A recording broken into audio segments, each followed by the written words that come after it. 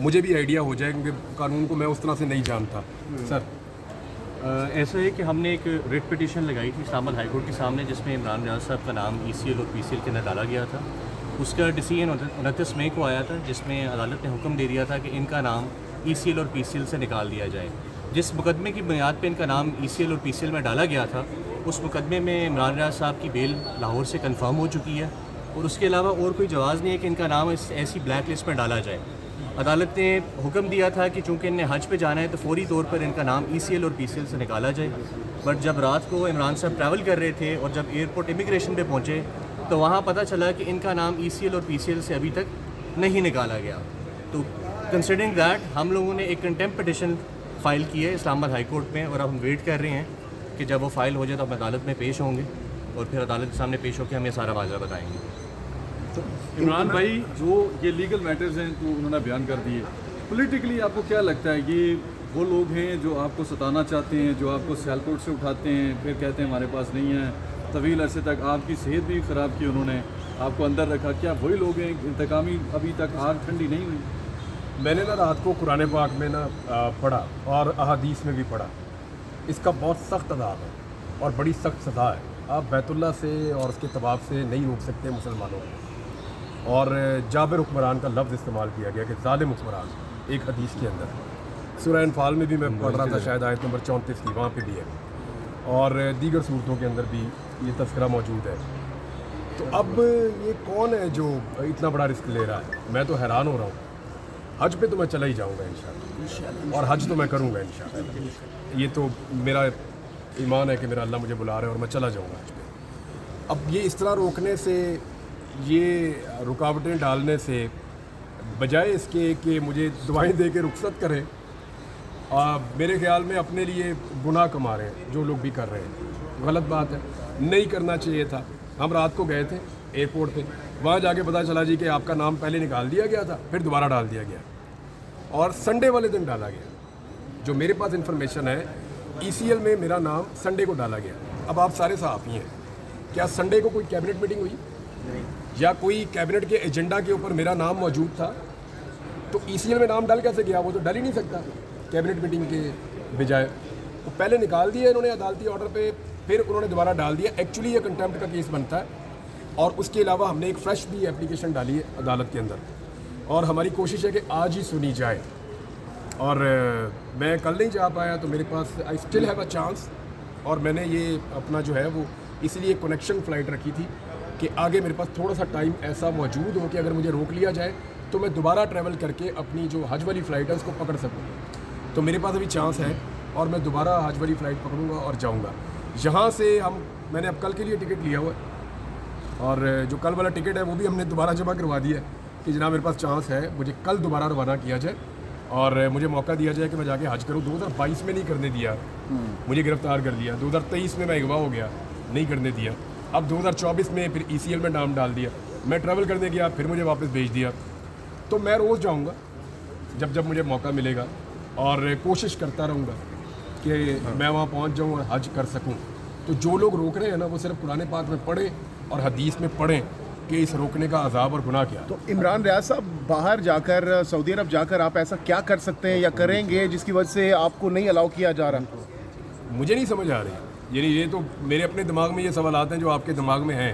शैतान को कंगरिया अब मुझे नहीं समझ आ, वो तो देखें जो आप जितनी भी आपकी ड्यूटीज़ हैं या आपके अरकान हैं, वो तो आपको पूरे करने हैं ना, हज के मनासिक, तो वो तो आपको पूरे करने हैं।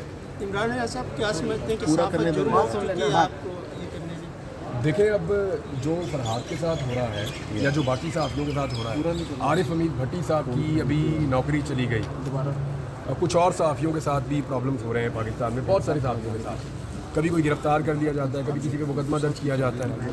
सिंध में एक और सहाफ़ियों को गोलियां लगी हैं, नसरुल्लाह साहब जो है वो शहीद हो गए, एक और सहाफ़ी खैबर पख्तूनख्वा में शहीद हो गए। तो सहाफ़ियों के लिए पाकिस्तान में हालात आसान नहीं है, वो हर गुजरते दिन के साथ मुश्किल होते जा रहे हैं, प्रेशर बढ़ता जा रहा है, और जो सोशल मीडिया के ऊपर सहाफ़त करते हैं लोग, उनके लिए और ज़्यादा मुश्किलात पैदा हो रही हैं। कुछ नए टैक्सेस कह रहे हैं, कुछ नई पाबंदियाँ कह रहे हैं, कुछ नए कवानीन कह रहे हैं। ये जो सारी चीज़ें हो रही हैं, ये एक्चुअली गला दबाने की कोशिश हो रही है उन आवाज़ों का जो आवाज़ें वो बात नहीं कहती अपनी ज़बान से, जिस बात को एक्सपेक्ट किया जाता है या कहा जाता है कि ये बात आप करें, और हमारी फेवर में बात करें। तो जो इस वक्त रियासत जिस हुकूमत के कंट्रोल में है वो कुछ ना कुछ करके सहाफ़ियों को कंट्रोल पूरी तरह से करने की कोशिश कर रही है, लेकिन ये माजी में हो नहीं सका, डिक्टेटर्स भी नहीं कर पाए।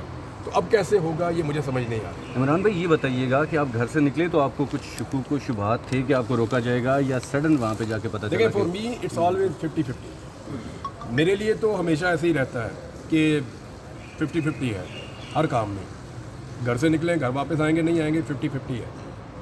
किसी से मिलने जा रहा हूँ, उसको मिल पाऊँगा नहीं मिल पाऊँगा, 50-50 है।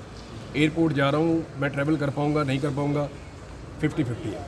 क्योंकि जिन हालात में हम जी रहे हैं ना, उसमें कोई भी चीज़ आप कंफर्म नहीं कर सकते। चीज़ों में श्योरिटी ख़त्म हो गई है। तो मेरे लिए तो 50-50 था। कल मुझे पूछ रहे थे सब लोग कि व्हाट डू यू थिंक। रात को हम बैठे हुए थे, खाना शाना खा रहे थे एयरपोर्ट जाने से पहले, तो मुझे पूछा सबने, मैंने कहा जी मेरे लिए तो ये ऐसे है कि 50-50 है। तो उन्होंने कहा फिर अगर आपको रोक लिया, तो मैंने कहा मैं सरप्राइज़ नहीं होऊंगा उसमें, क्योंकि वो इतनी सारी चीज़ें मैंने देखी हैं, तो वो मुझे अब वो उस तरह से सरप्राइजिंग एलिमेंट जो है वो अब नहीं है जैसे पहले होता था। सिस्टम से कोई गिला शिकवा? सिस्टम को ठीक करेंगे इंशाल्लाह, गिला क्या है, तो ठीक करेंगे। सर, सुप्रीम कोर्ट में आज मखसूस नशिस्तों से मुताबिक केस में क्या समझते हैं सर? हारने वालों को नहीं मिलनी चाहिए। देखें, उसूल एक तो फिक्स होना चाहिए। लोगों ने जिसके खिलाफ वोट दिया उसको तो नहीं मिलनी चाहिए ना सीट। मुझे मौलाना फजलुर रहमान साहब पे हैरत होती है। एक तरफ वो कह रहे हैं धांधली हुई है, हम हुकूमत को नहीं मानते, हम इस निज़ाम के ख़िलाफ़ लड़ेंगे। दूसरी तरफ वो मखसूस नशिस्तें जो किसी और जमात की जीती हुई हैं वो इलेक्शन कमीशन ने दे दी, तो मौलाना फजलुर रहमान साहब ने भी दे दी। यानी ऐसे तो नहीं होता। या तो आप खड़े हो जाए, आप कहें कि ठीक है ये गलत चीज़ है, मैं इसको नहीं ले रहा। एक पॉलिटिकल पार्टी तो कहती वहाँ पे खड़ी होगी, हमारी बनती नहीं, हम क्यों ले लें। पीपल्स पार्टी कहती है हम डेमोक्रेसी के मानने वाले हैं, भाई हम हारे हैं जहाँ से, वहाँ की मखसूस नशिस्तें हम क्यों ले लें।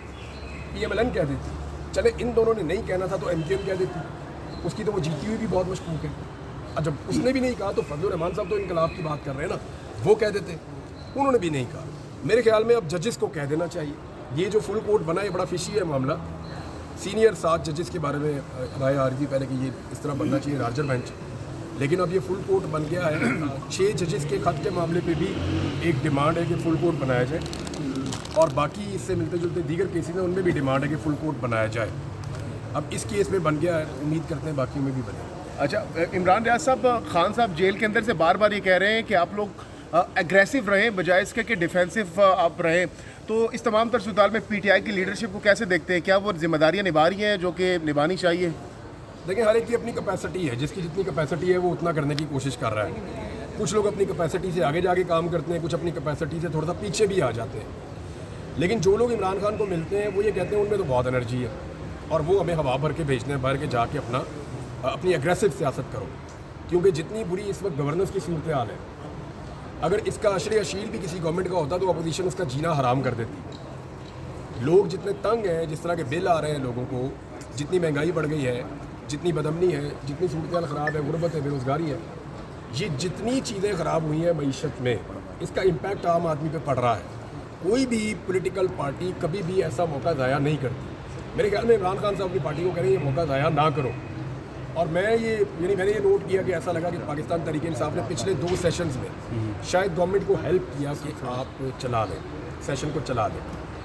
ये पॉलिसी तहरीक इंसाफ की पहले नहीं थी, तो ग्रेजुअली शायद वो अपने आप को सिस्टम का हिस्सा बना रहे हैं। अब कुछ नुक्ता नज़र से आप देखें तो ठीक भी है, लेकिन दूसरी तरफ आप देखें तो इमरान खान साहब जो चाह रहे हैं ये उस तरह भी नहीं होगा। अच्छा, इमरान रियाज साहब ये बता दीजिएगा कि शेर अफजल मरवत साहब जो पहले यहाँ पे जलसे किया करते थे तो काफ़ी क्राउड इकट्ठा करते थे, अब वो यहाँ पे नहीं हैं बल्कि दुबई में थे गुज़श्ता रोज़ तक जो इतला थी, और अभी जलसों जुलूसों के लिए भी कहा गया है। आपको लगता है कि बाकी जो रहनुमा हैं वो उसी तरह से क्राउड इकट्ठा कर पाएंगे जलसे जुलूस के लिए या कि नहीं?